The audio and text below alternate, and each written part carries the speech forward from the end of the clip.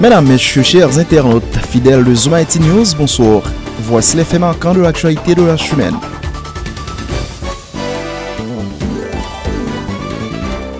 Des agents de la BOID ont ouvert le feu ce lundi en milieu de journée à la Royal Chrétien chez un groupe de personnes qui pourchassaient un présumé kidnappeur, tuant deux d'entre elles et blessant une autre. Parmi les personnes tuées figure un cousin d'une femme enlevée hier dans la zone selon plusieurs témoins. Cela avait provoqué une situation de tension à la rue et à l'avenue Martin Luther King où des barricades avaient été dressées dans quelques endroits. Alors qu'il était dans le département du Nord-Est le week-end écoulé pour inaugurer le barrage hydroélectrique de Marion, le président contesté Jovenel Moïse a déclaré que 80% des cas de kidnapping sont politiques. Il a promis pour la énième fois de traquer les auteurs de tels actes. Écoutez les propos de Jovenel Moïse. Travail pas si c'est kidnapper moun. Travail pas si c'est créer insécurité dans le pays. Monsieur, dame, kidnapping yo, m'a dit nous ça, n'a travail pour nous parce que il y a des groupes, il y a un entraînement qui a fait dans le pays là. Moi connais que y a travail pour arriver sur nous parce que bah pas facile, il y a bon technologie qui a mettre et gars pile dans kidnapping yo, tout le monde connaît kidnapping politique que tout le monde connaît ça. Cette histoire pour nous rester dans bien cacher l'ombre là, c'est non pas parler qui te fait peuple là tellement que manger. Jodi a je prends décision depuis 15 octobre 2019, même Jacques Téléguiné me dit bagaille yo Jean et pas moi manger encore. Kidnapping yo 80% c'est politique. C'est NDD qui là, si on pas dit ça c'est une hypocrisie si on pas dit nous ça. Jodi a c'est pour parler, c'est pour dire on nous kidnappe un tel peuple a levé pour peuple a levé, on kidnappe un tel pour peuple a levé monsieur. Peuple haïtien va égarer. Yo va égarer encore. J'ai éclairé qu'on y a monsieur. Et yo gen un leader, même campé devant yo, président yo te voté a, moun qui la pour goumer pour yo a, moun qui campé, qui touche pour être pour goumer avec nous monsieur men là. Si nous besoin pouvoir organiser nous monsieur, mettez calme dans le pays a. Suspend ba kidnapping non moins parce que faut pas oublier, nous songeons en 2013 qui s'est passé. Nous te mettons maintenant en colère, nous gros nèg k'ap kidnapper moun. Jodi a nous presque arrivé sous. Suspend. C'est moi qui dis ça. Là ça, m'attendais qu'il y ait persécution politique, m'attendais qu'il y ait plein. Mais moi-même nous connaissons, c'est qui est gourmand m'ba chaleur. Si m'gouma avec nous pendant 83 mois, et bah 9 mois que m'ba gourmand avec nous. Suspend. Faut suspendre payement de la paix, payement de vivre ensemble, payement de tête ensemble. Haïti bouquet n'a fait depuis longtemps. Nous songeons un président arrivé président en 1990, 91. Il va même faire 7 mois coup d'État. Il tourne 2004, coup d'État. Bah, ça va suspendre dans le pays. Afin de aller, moi, l'aime pour aller, m'a tourné dans le pays, monsieur. Dis nous ça. Parce que je suis un caille de moi, je suis une personne dans l'autre pays. C'est Haïti, c'est l'âme qui est moi. C'est l'âme vive, mon nord-ouest, mon chéri, mon nord-est, mon nord-nord. Ça veut dire, m'a tourné la caille moi. Le barrage de Marion n'a pas la dimension que lui attribuent les autorités, particulièrement le président Jovenel Moïse, estime l'économiste Fritz Alphonse Jean. Pour le natif de Sainte-Suzanne, commune du département du Nord-Est, ce barrage hydroélectrique qui ne peut disposer que de 2000 m3 d'eau en période sèche ne peut permettre d'irriguer 40 000 hectares de terre. Il s'interroge également perplexe sur le véritable objectif de ce projet, l'économiste Fritz Alphonse Jean. Donc, comme Marion, c'est tout près la Caïman, en fait, moi-même, Caïman a dominé Marion, ok? Sainte-Suzanne. Et d'une certaine manière, parce que c'est Vallière, c'est de l'eau à sortir dans Vallière, il passait par Accueil samedi, qu'est-ce que ça? Toujours bien agronomie, m'a posé des questions, que ce soit calmondé dans le temps, que ce soit agronomie dans le temps. Parce que moi-même, comme tu as enseigné recherche opérationnelle, donc il y a une programmation, pour programmation, il faut une matrice là, il y a un coefficient technique de production. Donc, il faut qu'on ait de l'eau et dans le moment étiage, ça veut dire, bon, étiage là pour le monde, ça veut dire que période sèche, et puis dans la période normale, il y a de l'eau, et qui s'appelle Marion, depuis l'année, c'est 10 000 m3 dans la grosse période, dans la période, ils sont à faire de 2 000 m3, Marion, okay? Et que me confirmer avec l'autre agronome, etc. Donc, Marion, Donc, l'on cadré, même dans la matrice de coefficient technique, obligé de cadrer avec côté de l'eau à plus bas. Ça veut dire 2000 mètres cubes là. Marion pas de l'eau pour bailler 40 000 hectares de terre. Ou bien un petit barrage très simple qui est les coucous, etc. Et qui déjà arrosé, je ne sais combien de carreaux de terre. Donc, une bonne question qui posée. Et puis en même temps, le dans des barrages là, la question de l'irrigation. Il y a irrigation qu'on fait en amont. Bon, deuxième travaux en aval, c'est drainage là. Et par contre, il y a des drainage qui fait tout. Donc, une bonne question sur les cas posés sur ça. Mais, seul ça pour nous dire, je pense que c'est extrêmement important à la faveur de ce gouvernement. Question de communication, il faut là-dedans. On attend des barrages en Marion, c'est comme si barrage Pélig là sont jouets que liés. Mais moi-même par rapport à données techniques que nous avons et que je confirme avec l'autre agronome, mais les techniques que nous avons depuis longtemps, la question de faire cours pour étudiants et moi-même comme c'est bon là, quand même toujours à regarder ça veut dire dans le moment de tillage, combien de l'eau cabaye, etc. Donc on est toujours clair sur ça. Ce n'est pas vrai. Ce n'est pas vrai. Donc on peut parler de toute question. Bon, ça qu'il a fait, il y a tellement qu'on est. Et là, on m'a parlé pour les gens qui sont en contrebas de Sainte-Suzanne. Il y a tellement qu'on est question ça. Et toute bonne 40 000 hectares de terre, il y a deux barres qu'ils veulent faire. Il y a une série de chenal qui après le fait. Chenal là, c'est pour charrier de l'eau pour les gens qui ne connaissent pas. Une série de chenal qui t'a supposé passer par grand terrier rouge, grand bassin pour arriver autour du nord. Okay? Donc, de l'eau marien. Il y a un autre chenal qui t'a supposé prendre l'eau grande rivière du nord, de l'eau cap de Sainte-Suzanne pour aller autour du nord. Là, je regarde ça, moi-même qui a réfléchi, comme si j'ai tout panorama sur devant, est-ce que c'est des terres par des gens qui privilégiés? Parce que comme nous avons capture de l'État, c'est ça, oui. Il faut que l'on libère ça, on a regardé par rapport à toute structuration de l'État. Comme il y a des gens qui pensent de terre dans une zone de trou, dans une zone terrier rouge, etc., est-ce que de l'eau, ça, c'est pour venir arroser les terres? Et d'ailleurs, côté que il banane n'a pas fait là, parce que nous connaissons banane pas exister encore. Côté que banane n'a pas fait là, tout le monde te dit, ou pas qu'à faire banane là. Parce que il y a une salinisation qui a fait à cause de la mer trop près, de l'eau qui sortit dans le monde et la phréatique là, il est trop loin, ou il est trop fond, ou pas qu'à faire banane là. Et banane, je dis, c'est un produit qui vient en pile d'eau, on a dit pas qu'à faire. Donc, on y a là, est-ce que toute chenal, ça va fait là, c'est pour aller porter de l'eau sur une série de terrains que des gens gagnent? Peut-être que c'est ça. Mais maintenant, souvent de moi-même, ça veut dire question de 40 000 hectares de terre qui pourraient arroser par rapport à données techniques que je gagne depuis longtemps et que je confirme avec le conseil d'agronome.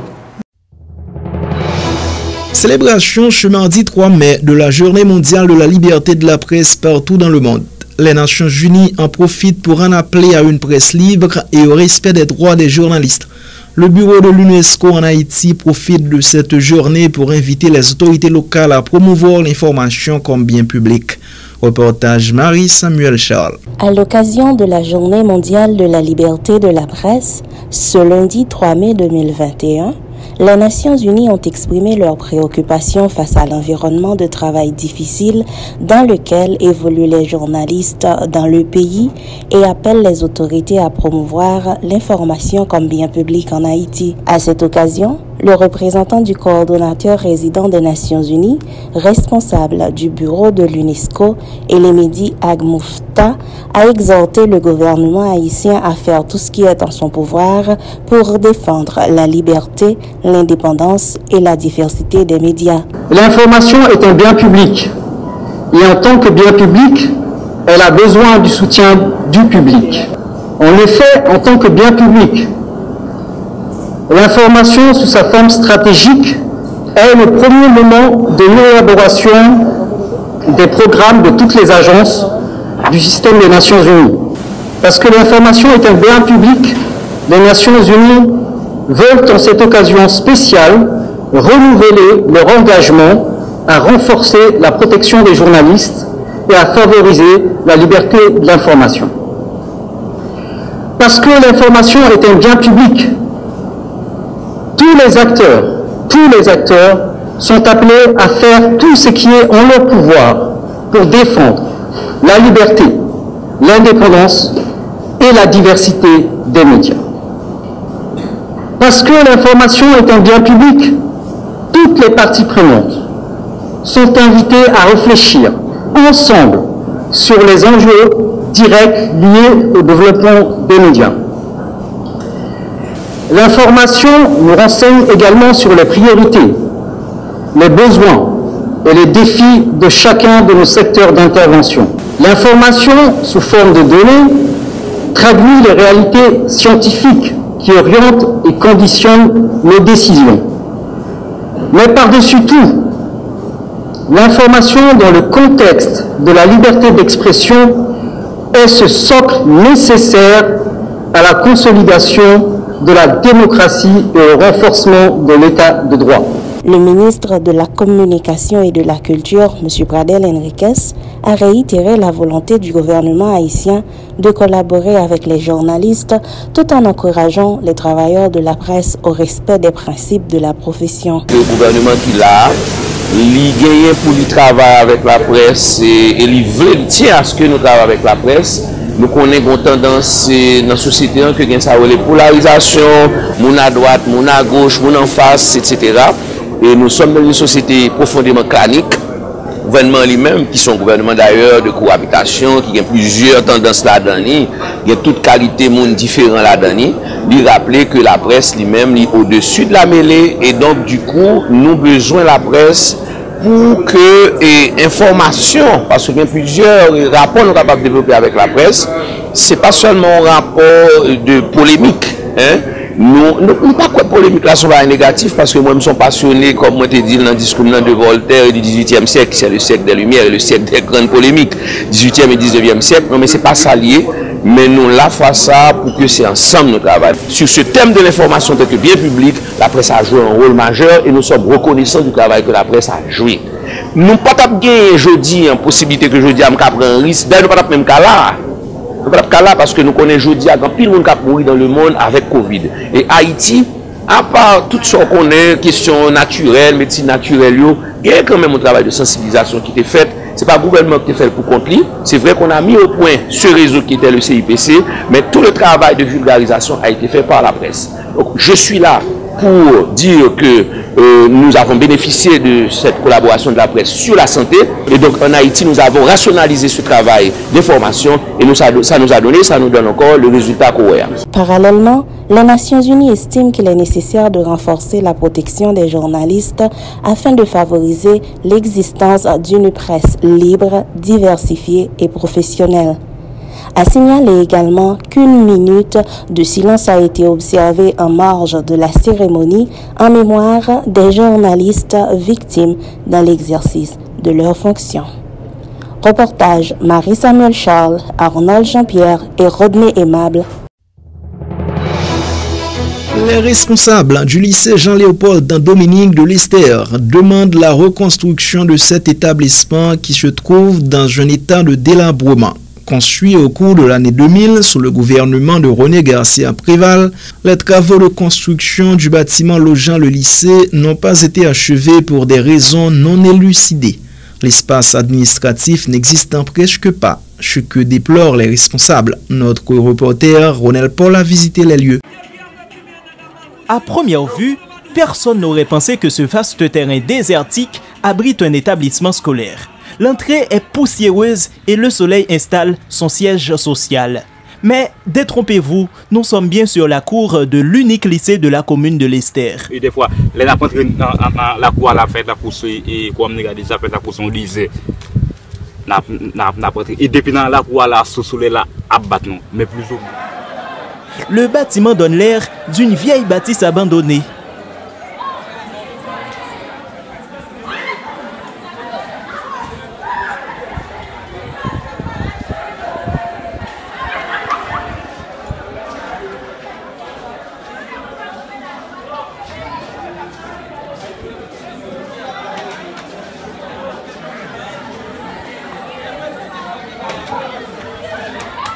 Le professeur Ferdinand Petitfrère, censeur des études, croit qu'il n'est pas normal que les élèves puissent continuer à apprendre dans un environnement pareil. Rocher qui te gagné d'ici à maintenant, il n'est pas fini. De manière inachevée, nous venons là depuis 2004. À nos jours, quand on n'a pas là, l'État va faire un signe que pour dire la continuer pour nous terminer pour nous jusqu'à ce qu'il a crasé là. On va remarquer et sol fissuré, on va remarquer dalle fissuré. Donc c'est pas une construction qui prend pile temps. Étant le défenseur de la bonne marche des établissements publics, le syndicaliste se sent personnellement touché par l'état dans lequel se trouve le lycée Jean-Léopold Dominique. Nous demandons l'autre lycée qui répond avec normes internationales. Si le monde n'a pas recevoir l'éducation dans l'espace sans rapport dans ce sexe, nous avons besoin d'un lycée qui répond avec normes internationales. Nous avons un lycée qui a un laboratoire de chimie et de biologie, laboratoire informatique, qui a une cafétéria là-dedans, qui a une bibliothèque technologique bien équipée. C'est un lycée comme ça, nous avons besoin d'un siècle que nous parlons là. Nous n'avons pas demandé financier parce que grâce nous n'avons pas demandé ça déjà dans l'espace, ils veulent construire à côté, devant, pas derrière, donc l'espace. Sans ne pas faire mentir, nous sommes dans le lycée, dans le département qui a plus d'espace. Qui n'ont pas besoin de n'importe construction d'adresse. Cet établissement scolaire porte le nom de l'illustre journaliste haïtien Jean-Léopold Dominique, un journaliste engagé. Il était obligé de fuir le pays à 2 reprises quand sa vie a été menacée. Mais malgré tout, il était toujours revenu au pays pour lutter contre la dictature du régime en place jusqu'à son assassinat le 3 avril 2000. Un crime pour lequel personne n'a été poursuivi, ce qui est monnaie courante en Haïti. Ronel Paul Legonaïve, Zoom Haïti News.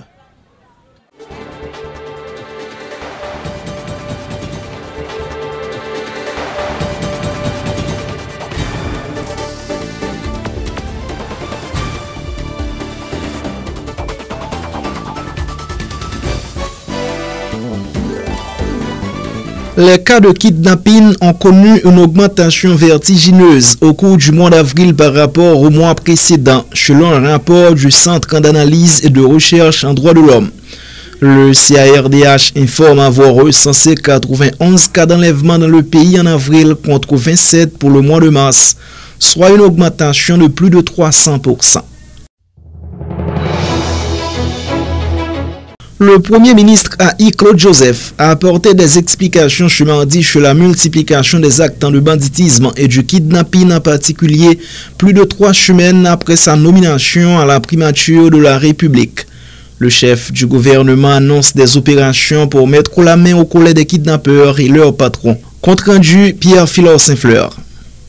Sans annoncer véritablement aucune nouvelle action ou décision posée contre le phénomène du kidnapping et l'insécurité généralisée dans le pays, le Premier ministre AI Claude Joseph, à l'instar de ses prédécesseurs à la primature, et son patron Jovenel Moïse annonce une série de mesures qu'il s'est gardé de citer pour attaquer le phénomène du kidnapping. Moi, j'ai une feuille de route qui est claire. C'est sécurité, sécurité et sécurité. Ça veut dire que moi-même, depuis monter, c'est ça, président, moi, comme feuille de route pour moi travailler sur lui. C'est ça que fait, depuis moi monter comme Premier ministre pour un petit bout de temps, moi organisé pas moins de 4 CSPN qui gagnent là-dedans, on est capable de dire, une qui sont CSPN élargis avec secteur privé qui gagne un pile monde là-dedans qui est concerné par question insécurité. Gagner un ensemble de dispositions qui déjà prend. Gagner un ensemble d'efforts que nous-mêmes nous déjà consentis. Moi prend la rue, moi déplacer à dans différents commissariats, moi visiter unités spécialisées dans PNH là parce que nous connaissons depuis 12 mars moral policier était en Béarn. C'était une façon pour moi-même de remonter moral policier.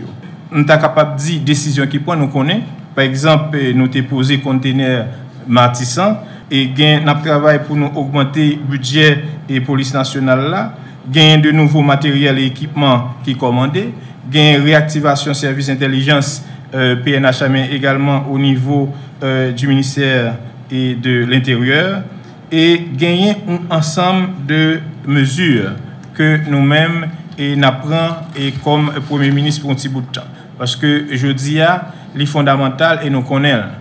tout en reprenant les propos de Jovenel Moïse faisant croire que 80% des actes de kidnapping ont un objectif politique. Claude Joseph déplore que le kidnapping ne soit seulement un acte criminel. À en croire ce farouche défenseur des causes de son patron Jovenel Moïse, le kidnapping est purement et simplement une stratégie politique pour déstabiliser le pays et contraindre Jovenel Moïse à laisser la présidence, dit-il. Sur ce point, Claude Joseph annonce la couleur, précisant que le gouvernement se prépare à mettre hors d'état de nuire les cerveaux du kidnapping. Donc, je dis et moi, nous garantis gagner effectivement de dispositions que nous apprenons pour nous croiser kidnapping là, attaquer bandits dans le dernier retranchement que nous ne pouvons pas communiquer là.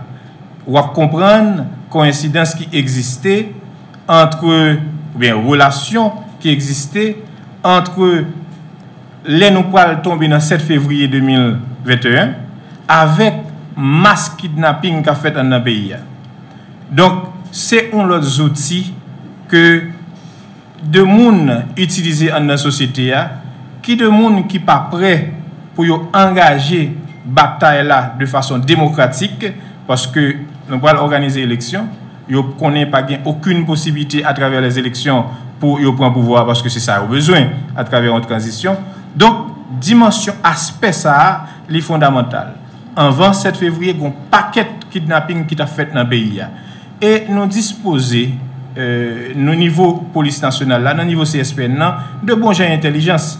Et nous travaillons, nous arrivons certainement sous moun sa yo qui ont même utilisé kidnapping comme nous armes pour aboutir avec nous capable de dire un objectif politique qui visait à faire président démissionner soit 1 an avant la fin de son mandat. Dans l'intervalle, le Premier ministre A.I. Claude Joseph a salué l'opération conduite par des agents de la police nationale pour libérer le docteur Jenny-Edouard Pierlis et son fils Johan Pierlis hier lundi dans une cachette à Canaan 50 où ils ont été séquestrés par les ravisseurs.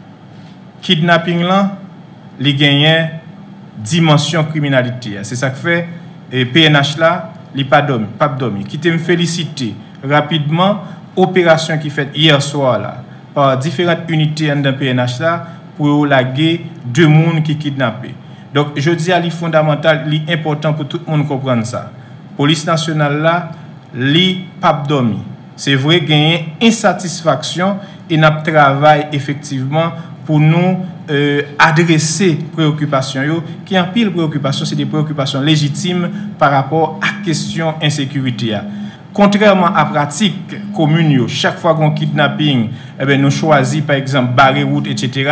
Moi, pas quoi que ça aide la police là. Au contraire, il faut que nous relayer dans le numéro que nous connaissons, c'est 122, et pour nous collaborer avec la police nationale. Dans ce même dossier, il faut signaler qu'un bandit a été tué dans des échanges de tirs avec les forces de l'ordre. Un autre a pris la fuite. Un fusil a été confisqué selon le directeur général de la police nationale, Léon Charles, qui a présenté le bilan de l'opération. Pour libérer ces citoyens enlevés par des individus armés à Carrefour Marin en Plaine samedi dernier, l'opération a été conduite par la cellule contre-enlèvement de la DCPJ de concert avec les unités spécialisées de la PNH telles que BRI, Boyd, BLTS, selon le patron de la PNH, Léon Charles. Pour arriver dans cette question directe qui était posée par rapport à l'opération qui aboutit à libération du docteur et petite lit qui était en main des bandits, l'opération fut faite.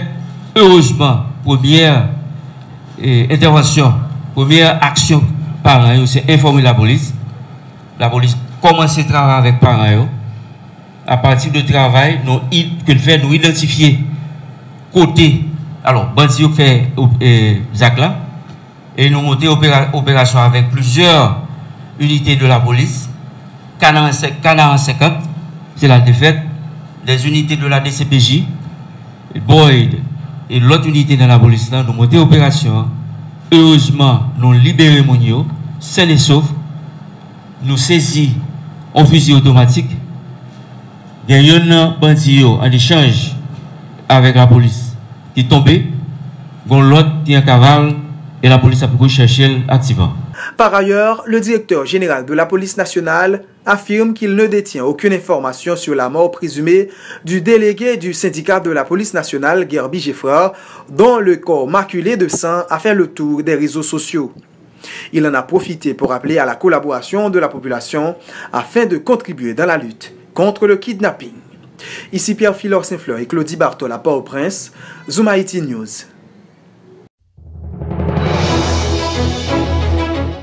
Jovenel Moïse multiplie les rencontres afin de désigner un premier ministre en définitif pour conduire le gouvernement qui aura la mission de réaliser les élections, notamment présidentielles, devant lui permettre de passer le pouvoir à son successeur le 7 février 2022, selon le premier ministre par intérim Claude Joseph. Il appelle à un dépassement des acteurs politiques pour un dénouement de la crise. Par ailleurs, il dément les allégations selon lesquelles il serait en pole position pour remplacer Jovenel Moïse après son éventuel départ de la présidence, précisant qu'il ne revient pas à lui de remplacer Jovenel Moïse, qui, dit-il, a un mandat constitutionnel. Jean-Président toujours fait là, il lancé et dialogue là, parce que pour le président de la République là, le dialogue est permanent. Le dialogue est permanent. Gagner en pile moun déjà acteurs politiques ou bien protagonistes qui mettent d'accord sous principe dialogue là. Parce qu'il faut nous aboutir avec un gouvernement qui pour assurer continuité de chantier ça, nous sommes parlé là. Référendum constitutionnel là et élection qui vient pour venir là pour nous capable de renouveler personnel politique là.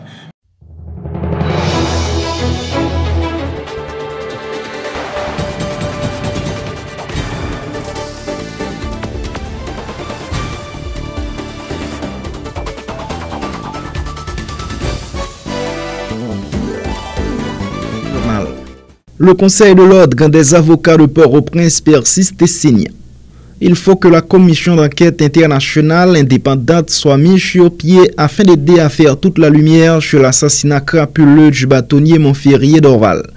Le Conseil a organisé en ce sens, ce mercredi, une conférence débat autour du thème l'entraide judiciaire et la coopération internationale.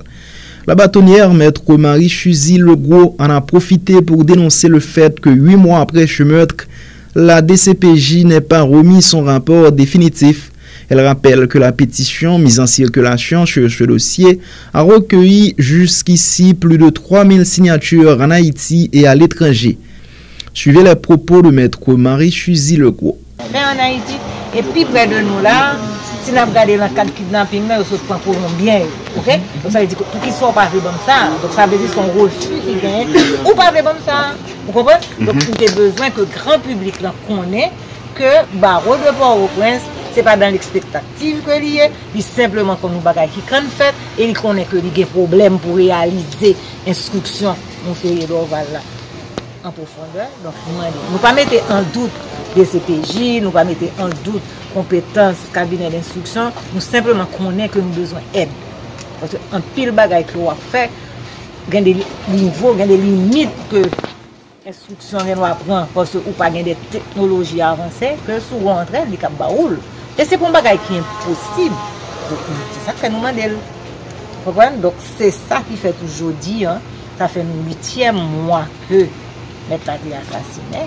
Donc aujourd'hui, nous pensons que c'est pour nous bailler, pour nous faire entrer judiciaire. Et le 9e mois, nous avons notre conférence, nous avons fait tout. Ça, c'est peut-être sous crime d'État. Voilà. C'est toute sans activité à lui dire. C'est toute sans activité. Hein. Pour le grand public, pas connaît que, comme si son bagage n'a demandé qui est impossible. Tout le monde connaît que nous pouvons faire entrer. Demandez-lui.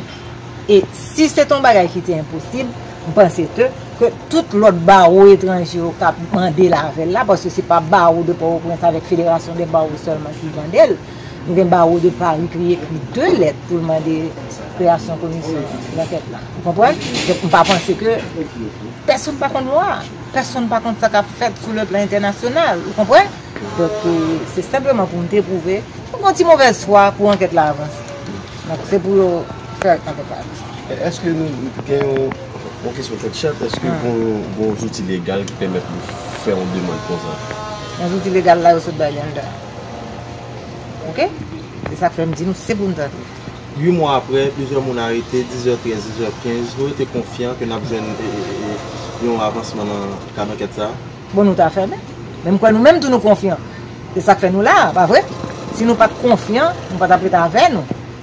C'est parce que nous avons confiance que l'enquête là pas abouti. Et c'est pas, nous ne pas même parler de confiance, c'est une obligation pour l'enquête là aboutir.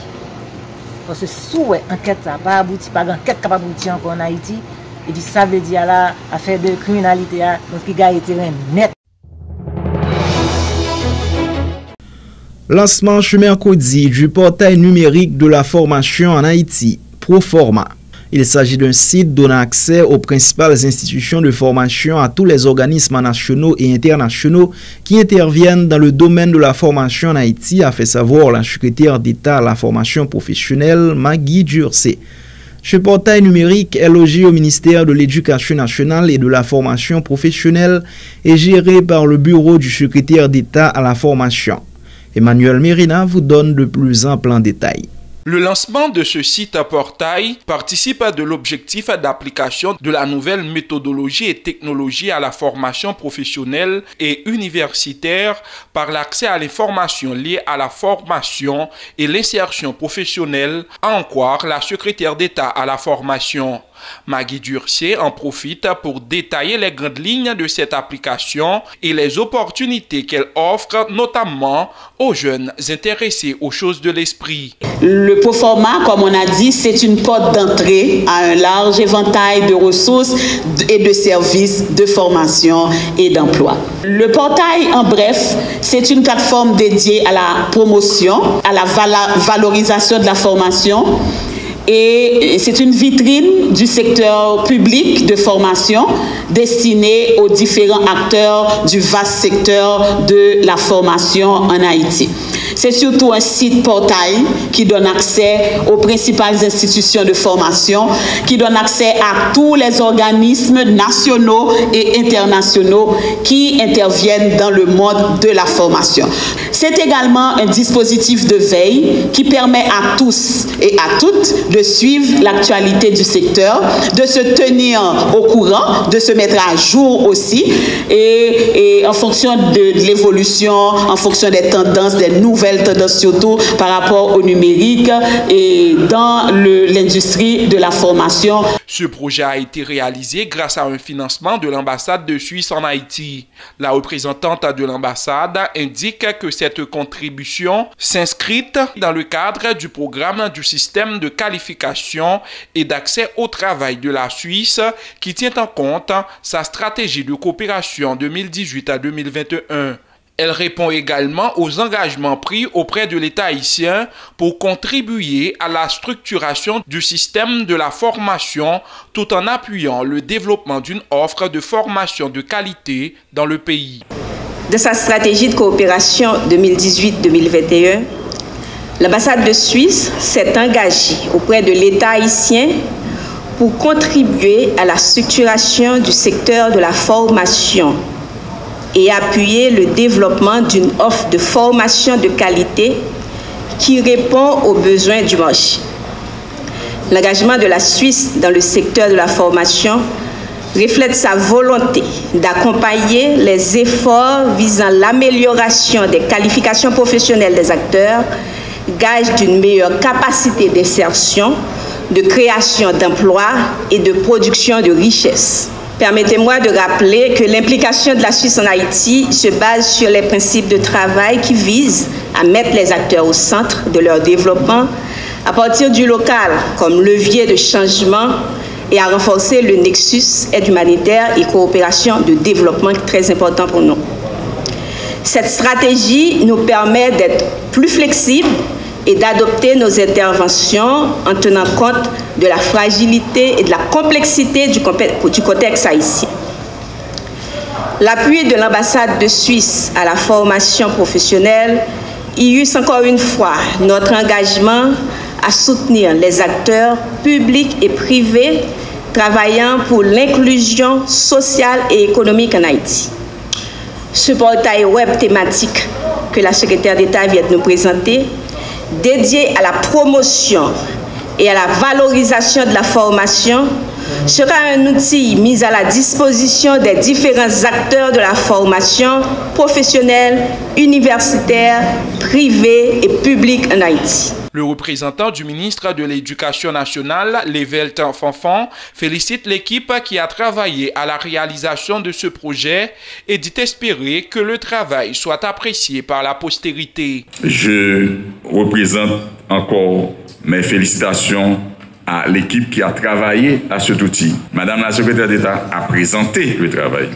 On l'a apprécié ensemble, mais il y a une équipe derrière qui a été dans la cuisine et qui a pu mettre tout ça en forme pour que la soupe soit bien servie sur la table. Donc, nous présentons nos félicitations à cette équipe-là et nous espérons que ce travail sera bien apprécié par la postérité. Et le ministre Agénor, de son côté, peut être fier en partant car il vient de laisser une pierre en plus qui servira dans la construction de l'édifice commun que nous rêvons tous. Il faut dire que toute personne désirant avoir accès à cette plateforme numérique doit se connecter sur le site internet www.cef.gouv.ht. Emmanuel Mérina depuis la capitale haïtienne Port-au-Prince, Zoom Haïti News.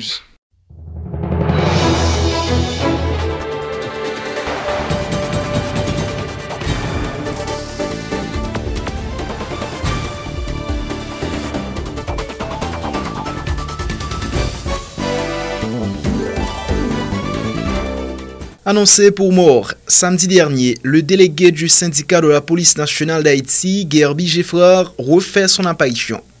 Le policier qui laisse entendre qu'il a été victime d'une attaque armée à l'avenue Christophe informe dans un entretien à Zoom Haïti News qu'il a été blessé. Une photo de Gerby Geffrard ensanglanté circulait depuis samedi sur les réseaux sociaux. L'avocat du SPNH 17, maître Jean-Fritz Magny, avait confirmé le décès du policier qui s'est finalement révélé faux. Suivez Gerby Geffrard, il répondait aux questions d'Emmanuel Paul pour Zoom Haïti News.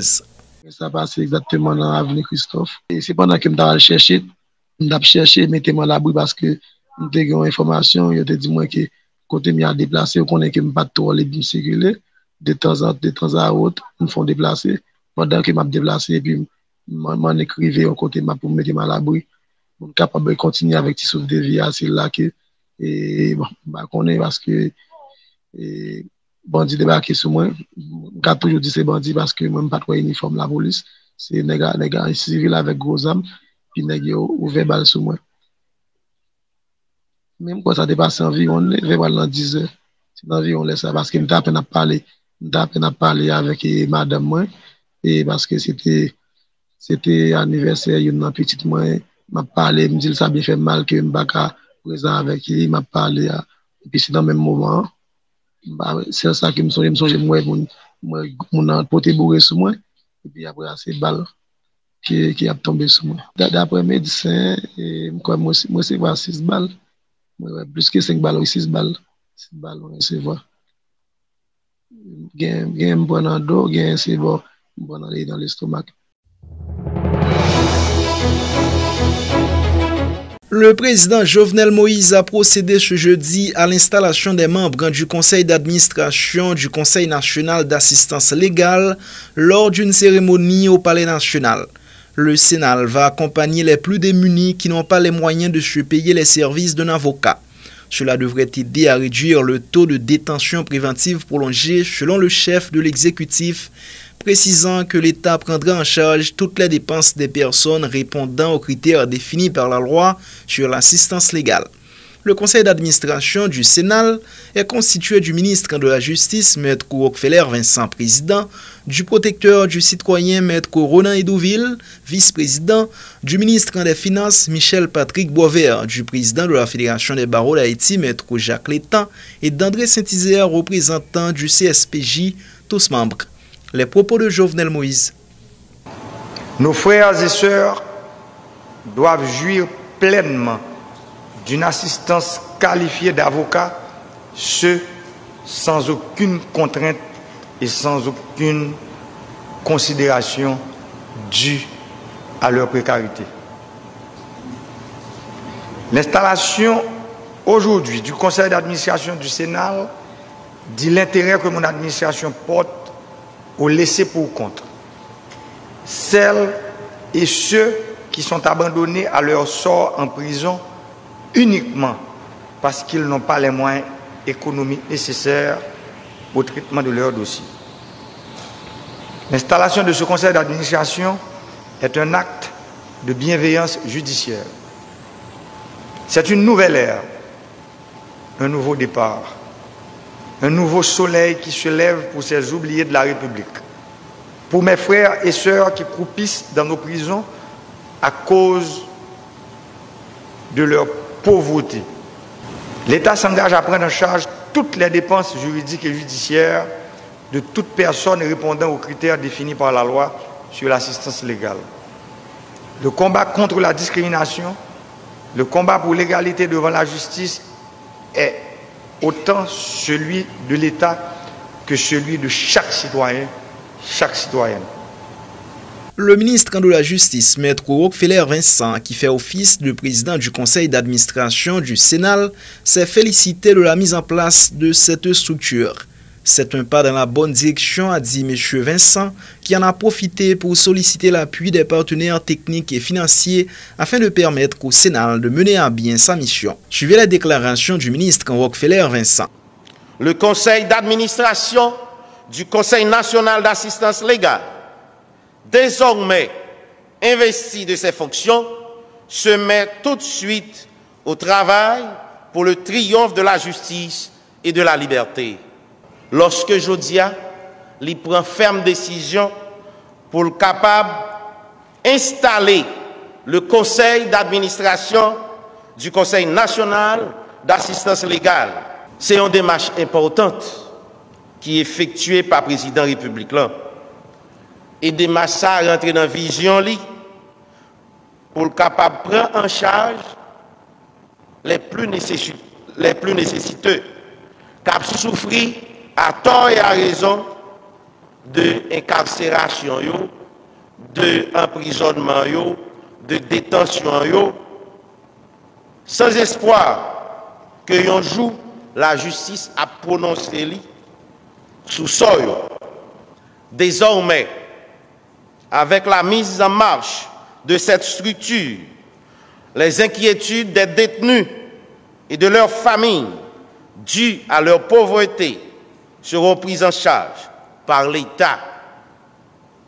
La Constitution haïtienne, la Déclaration universelle des droits de l'homme et bien d'autres instruments juridiques dont Haïti est partie font du droit d'accès à la justice et du droit à la représentation légale un élément central de la vitalité d'un État de droit.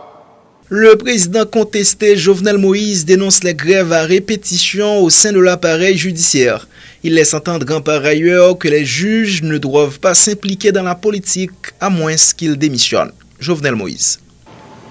Je tiens à rappeler à tous les acteurs du système judiciaire, qu'ils soient huissiers, greffiers, parquetiers, policiers, juges de siège, juges d'instruction, avocats et autres, que la dignité humaine est le fondement de tous les autres droits. J'appelle à la convergence des forces, à la réunion des moyens, à la solidarité entre les structures chargées du bon fonctionnement de la justice. Servir la République est un honneur et un acte de dignité. De vous tous et de chacun de vous dépend la cohésion de la nation et sa survie. Mesdames, Mesdemoiselles, Messieurs, Haïtiens, Haïtiennes, qui vivent dans 4 coins pays, dans la diaspora. Moi, songez, l'MT réuni gros autobré dans l'État pour salutation dans le finissement de l'année 2020. Moi, je dit une phrase que je vais répéter encore aujourd'hui. Moi, je souhaité justice là tourner tout bon vrai. Femme, j'ai bandé ça. J'ai marié ça avec un mouchoir noir. Qui sans passe pour qui. Dans sa vie, mon pauvre, tant que mon riche. Mon peau jaune, tant que mon peau noir. Mon en haut, tant que mon en bas. moun la ville, tant que moun en dehors. Devoir l'État, c'est mettre avocat pour plaider cause, pas nous. Sans, nous pas bien pour nous payer 5 hommes. Et je veux ça clair pour le conseil d'administration aujourd'hui. Avocat qui pourra gagner pour plaider cause malheureuse dans la prison, dans toute juridiction pays, songez que malheureuse, ça n'a pas bien 5 hommes pour payer.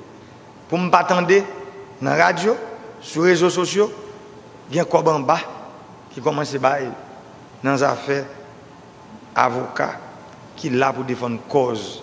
La cérémonie d'installation des membres du conseil d'administration du Conseil national d'assistance légale a été l'occasion pour Jovenel Moïse de lancer un nouvel appel au dialogue à l'endroit des acteurs de l'opposition et de la société civile en vue de résoudre la crise actuelle qui, souligne-t-il, ne date pas d'aujourd'hui. Ce nouvel appel au dialogue contrastant toutefois avec le fait que Jovenel Moïse a dans le même temps réitéré sa détermination à aller jusqu'au bout de son projet de référendum constitutionnel qui divise davantage la société. Suivez les propos du président contesté Jovenel Moïse. Bâtir une démocratie, c'est dans le dialogue. C'est dans mettre bonnes institutions campées tant que bureau assistance légale. C'est dans ça qu'on a bâti la démocratie. Moi, j'invite nous tous à participer dans résoudre gros problèmes pays à gagner. Comme ça, nous avons réussi ensemble. Nous, depuis qu'il est, nous commençons. Ça fait 35 années. Depuis 1986, nous entrons dans l'ère démocratique. En 1987, nous décidons de nous faire une constitution. Et nous tous connaissons qui Jean, 29 mars 1987, qui Jean constitution ça. Il était passé. Après 35 ans, 35 années, nous sommes dans qui Kachouboumbe que nous y aujourd'hui. C'est pour ça nous croyons que le moment arrivé pour même exercice ça que tu fait là côté nous te bail souverain dit mol faut nous cabalil pour le dire mol encore. C'est pas dans micro pour venir dire, c'est pas dans manifestation. C'est non ligne avec un bulletin secret pour venir dire si oui ou non ou voulez on l'autre constitution pour le pays.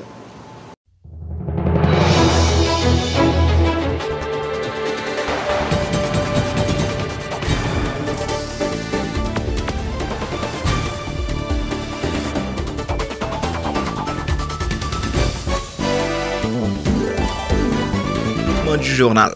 Des citoyens de la 3e circonscription de Port-au-Prince ont paralysé la circulation des véhicules au niveau de Maty 115 sur la route nationale numéro 2 pendant une bonne partie de la journée ce vendredi 7 mai. Par ce mouvement, les citoyens entendaient exiger la libération du notaire Alex Demosthène, enlevé par des hommes armés à la rue des Casernes au centre-ville de Port-au-Prince le mercredi 21 avril dernier.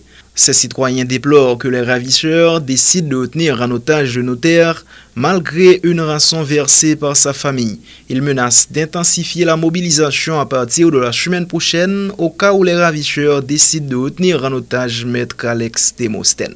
Signalons que le coordonnateur du conseil de l'administration de la section communale de Petit-Goâve, Wilkins 17, a été libéré contre rançon dans la soirée du jeudi 6 mai 2021. L'enlèvement du Kazek Wilkins 17 avait provoqué une vague de protestations, notamment dans la ville de Petit-Goâve, où les citoyens avaient paralysé la circulation des véhicules pour exiger sa libération. Rappelons que le phénomène du kidnapping est toujours en hausse dans le pays ces derniers jours. Selon un rapport du Centre d'analyse et de recherche en droits humains CARDH, au moins 90 personnes ont été kidnappées durant le mois d'avril à travers le pays.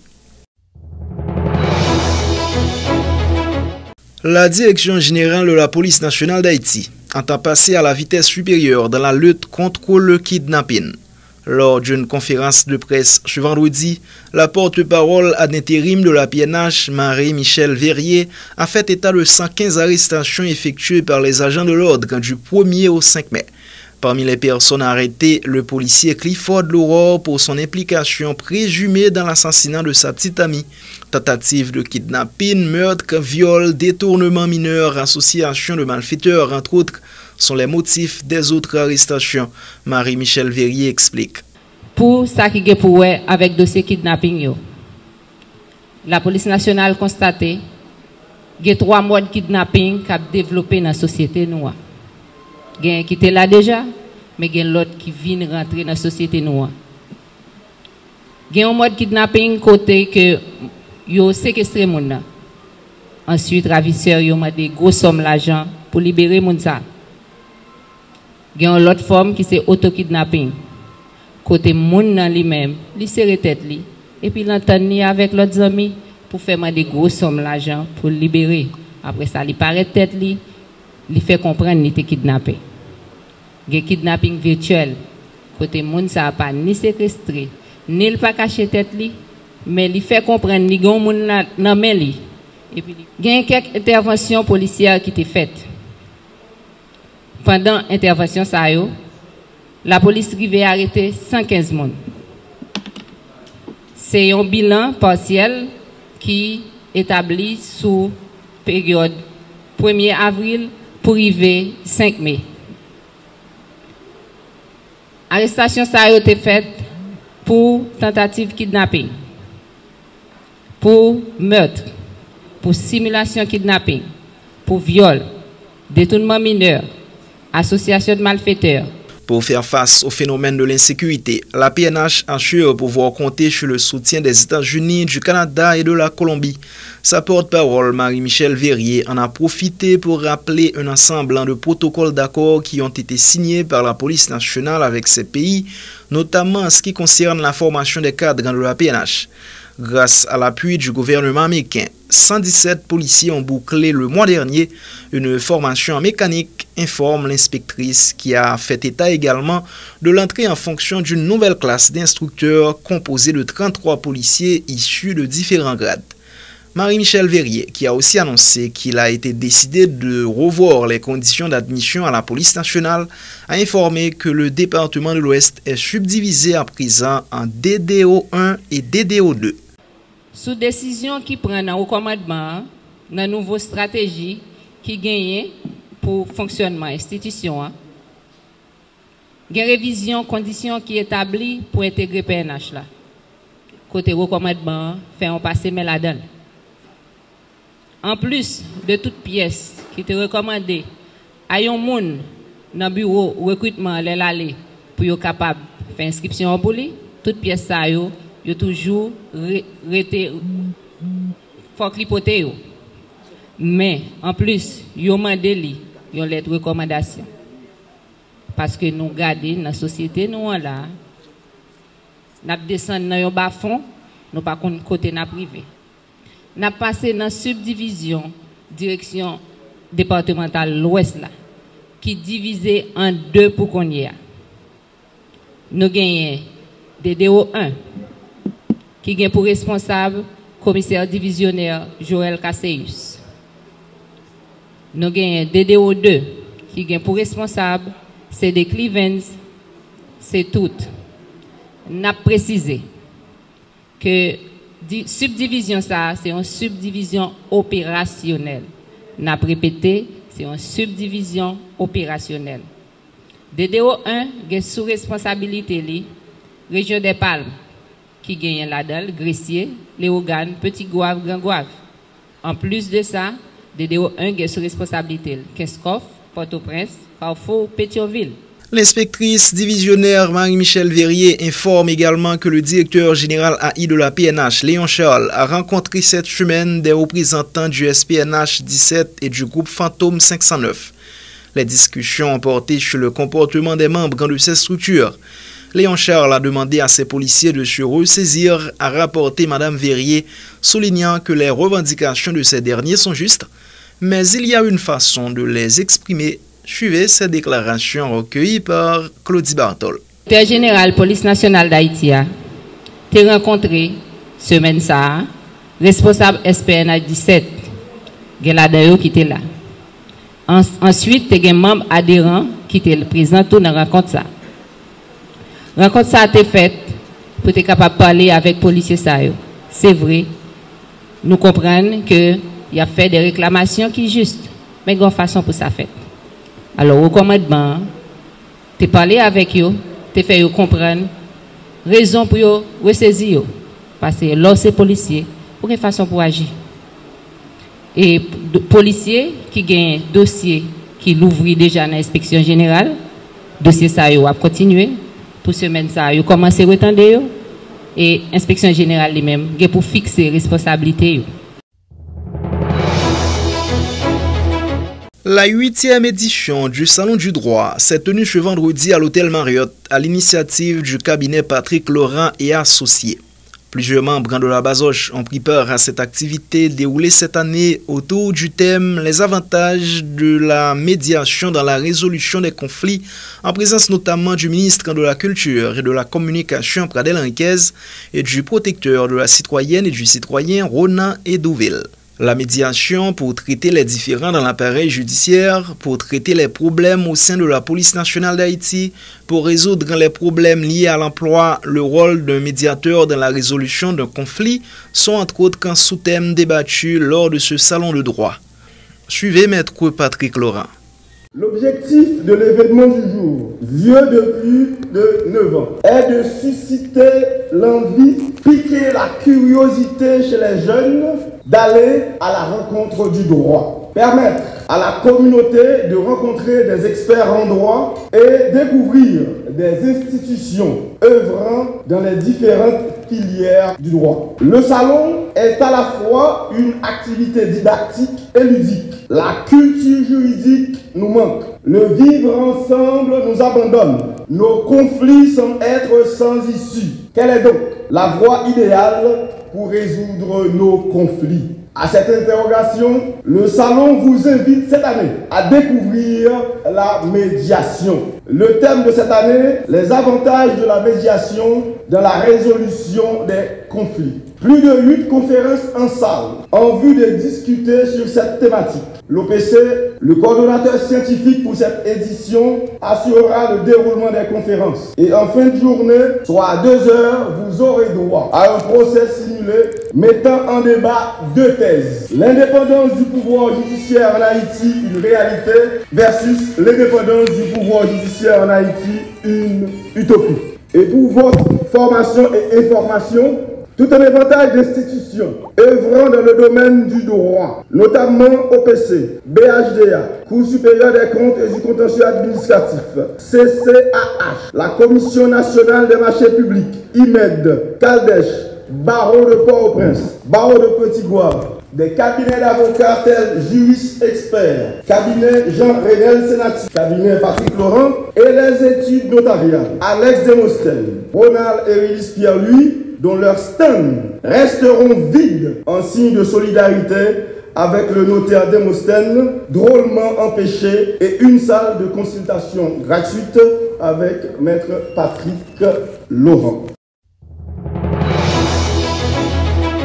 Le Premier ministre ad intérim Claude Joseph, accompagné notamment du ministre en charge des questions électorales Mathias Pierre, a rendu visite ce vendredi aux membres du CEP contesté et du comité consultatif dit indépendant pour l'élaboration du projet de la nouvelle constitution, ainsi qu'au directeur général de l'ONU, Jude Jacques Elibert.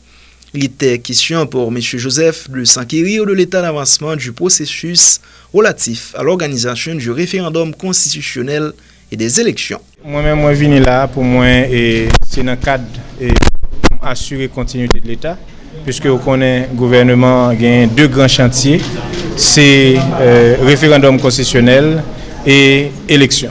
Donc moi là, tout simplement, pour moi, je support avec le comité consultatif indépendant, pour moi, garder l'avancement du travail, pour moi, garder côté où il y a avec deuxième et draft là que vous gagnez pour publier incessamment. Et pour moins discuter avec eux, préoccupation communauté internationale là, préoccupation de l'autre partenaire et sous question référendum. Mais surtout pour me dire que il est clair que un référendum c'est un acte de souveraineté, c'est haïtiens qui peuvent décider si oui ou non ils ont besoin d'une autre constitution. Donc c'est à travers le référendum là qui sont consultations populaires, puisque c'est mon décret non pas pour nous publier une nouvelle constitution. C'est un référendum et effectivement la constitution pas interdit que nous fassions un référendum et qui donc pour nous changer constitution pour nous l'autre constitution. Nous pas inviter l'OEA à venir appuyer nous. Nous faut qu'on garde lettre là bien. Nous nous exprimer disponibilité nous pour nous recevoir une commission une délégation de l'OEA venir parce que nous-mêmes au niveau gouvernement nous pas rien pour nous cacher. Nous sincères dans et démarche pour nous gagner bon genre dialogue avec protagonistes. C'est ça que fait moi même capable de dire ça qui est important jeudi c'est dialogue. Président les ouvri boile pour les recevoir et s'ouvrir les chita avec protagonistes. Donc c'est ça que fait après démission et Premier ministre Joseph Jout pour convenance personnelle, il pas mettre un Premier ministre définitif, il mettait une AI. Je dis moi gagné 24 jours. Moi été 6 jours. Donc on t'a souhaité que et pas acteurs yo chita ensemble pour nous capables de joindre un gouvernement d'union nationale dans tête li pour gagner un Premier ministre définitif. À Port-de-Paix, les responsables de la NATCOM n'ont pas répondu à la convocation du parquet suite à la plainte déposée contre la compagnie par des centaines d'abonnés. Dans une lettre, la compagnie a expliqué qu'elle se trouve dans l'impossibilité de se présenter. La NATCOM s'est dit également consciente des soucis auxquels font face ses abonnés dans le Nord-Ouest, effectivement. Les explications de Maître Jean Volney-Bellarmin, le commissaire du gouvernement de Port-de-Paix, au micro de Wilgens de Villas, le correspondant de Zoom Haïti News. Présenter compliment à la juridiction nord-ouest là, qu'il informe que nous recevons le 3 mai 2021 suite à doléances collectives abonnés compagnie plein de manque de services que vous avez. Ça c'est dans la lettre que là.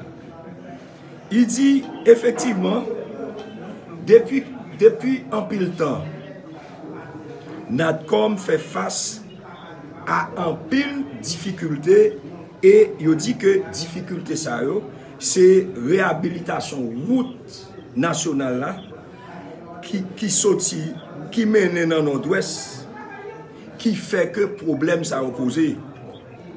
Il dit que infrastructure communication que travail que y a fait dans route là endommagé saboté et matériel que yo gagné sur route là. Yo souligné tout attention moi-même et nous-mêmes que sujet abordé plusieurs fois avec pivot autorité l'État. Le citoyen à l'origine de la plainte déposée contre la NATCOM, Daniel Loriston, déplore le comportement de la compagnie qu'il assimile à une sorte de mépris des revendications des plaignants. L'ancien candidat à la députation pour la circonscription de Port-de-Paix entend aller plus loin avec ce dossier. Plainte nous NATCOM voyons lettre sous prétexte que avocat c'est Port-au-Prince lié, il n'est pas capable de répondre à l'invitation pour question insécurité. Alors que la population nord-ouest là, NATCOM, gaz NATCOM c'est dans l'ouest qui sorti. C'est gros camion qui sur Port-au-Prince. Pas de sécurité pour camion, mais les pour avocats viennent répondre à la plainte de la communauté qui a insécurité. Donc nous pensons qu'ils ont intelligent suffisamment pour répondre à la plainte nous.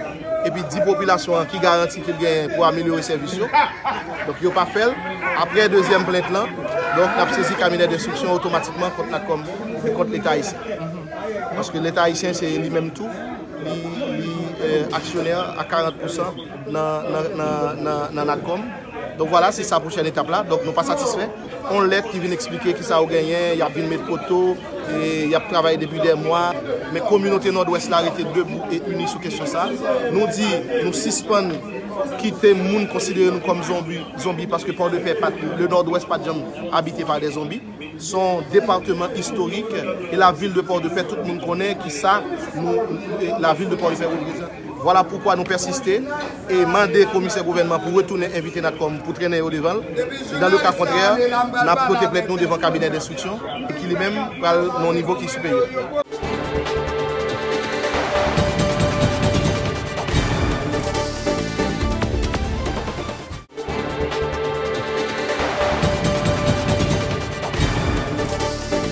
C'était la revue de la semaine du journal de Zoom Haïti News. Restez branchés sur les réseaux sociaux et surtout, informez-vous sur notre site internet www.zoomhaitinews.com. Les infos sont disponibles en 104 langues. Au revoir et bon week-end.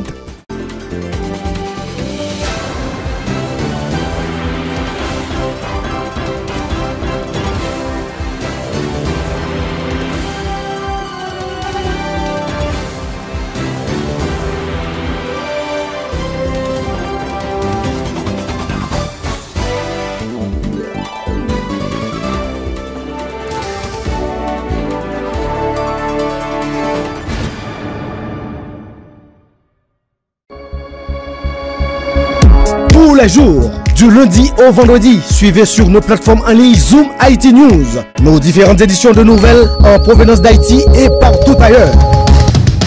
Pas besoin d'attendre des heures pour être informé. Zoom Haïti est là et vous présente l'information en temps réel. À votre disposition, des professionnels. Rejoignez-nous sur Facebook, YouTube, Twitter, Instagram. Informez-vous sur notre site internet www.zoomhaitinews.com. Les infos sont disponibles en 104 langues. Partout où il y a des Haïtiens, nous sommes là. Zoom Haïti News. L'humain avant tout.